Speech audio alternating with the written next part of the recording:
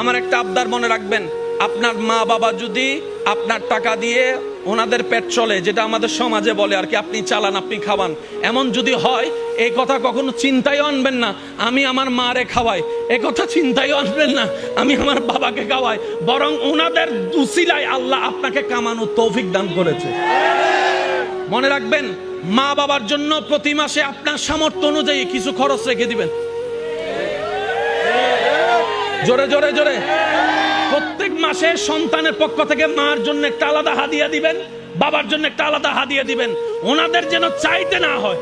বুক ফুলায় কাজ করেন, মার জন্য দেন, বাবার জন্য দেন। ঘরে বউ থাকলে বউকে বলেন, ও বউ, তোমার মা বাবা রেখে আসছো, আরেক মা বাবা এখানে আছে, আমি আমার জন্মদাতা মা বাবারও খেয়াল রাখবো, ওই মা বাবার কারণে যে তোমাকে পেয়েছি ওই মা বাবারও খেয়াল রাখার চেষ্টা করবো।